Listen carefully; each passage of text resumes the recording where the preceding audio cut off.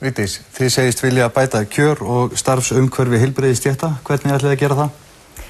Það verður að ganga í það á eitthvað nátt að koma til móts við þessar stéttir sem að hafa lagt á sig mikla vinnu núna undanfarin ár eftir að þessi niðurskurður kom til.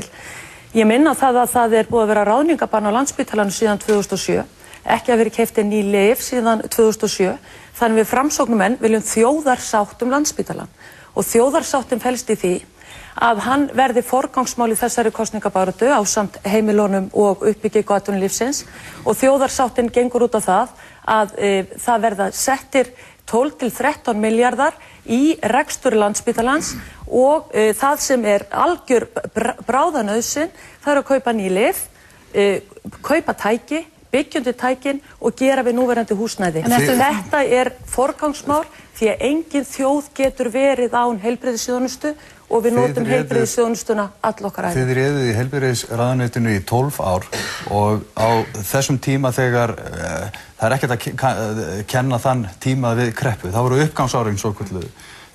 Þá var dregið úr fjárveitingum til tækjakaupa. Af hverju á fólk að treysta ykkur til þess að gera þetta sem þú ert að segja núna?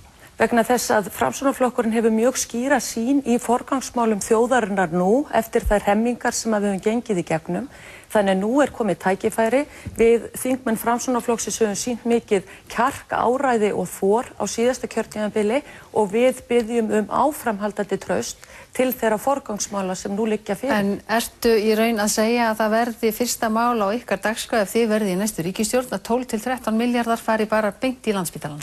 Það er það sem ég var að tala um að væri forgangsmál og vantaði til þess að ganga í þessu brýnu mál því eins og kom hér fram í innslaginu upphafi þáttar þá eru hér aðilar í samfélaginu sem starfa í þessum geira sem að telja að það sé komið jafnvel yfir þolmörk og þess vegna verður að bregðast við og sinna þessu málaflokki sem ekki verður gert. Forstjóri Landspítalans segir forystu fjárlaganefndar Alþingis hafa sýnt stöðu spítalans skilningsleysi á fundi sem hann átti með nefndina á föstudag. Formaður fjárlaganefndar segist ekki ætlað munnhöggvast við forstjóran. Páll Matthíasson, forstjóri Landspítalans, gagnrýnir meirihluta fjárlaganefndar nokkuð harkalega í pistli á vef spítalans. Hann segist hafa mætt skilningsleysi á fundi með nefndinni þar sem hann veitti upplýsingar áhyggjur sínar og mat á stöðu mála. Það hefði olli honum vonbrigðum. Vigdís Hauksdóttir, formaður fjárlaganefndar, segist ekki ætla að fara munnhöggvast við forstjóra Landspítalans.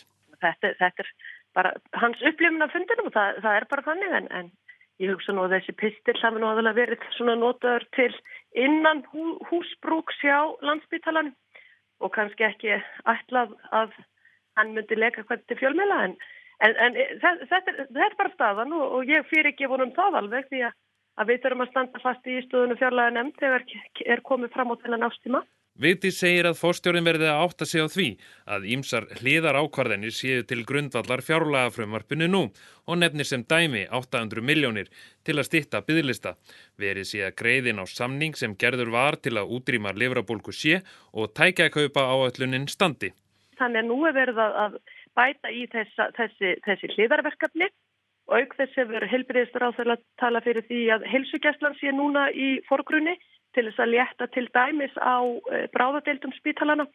Þannig að þetta bara, eins og ég segi, þetta er hans skoðun en við stöndum föst og fast á fjárlagafrumvarpinu og þeim samningu sem að heilbrigðisráðherra gerði við Landspítalann við forsendur fjárlaga. Sagði Vigdís Hauksdóttir, Freyr G. Gunnarsson tók saman.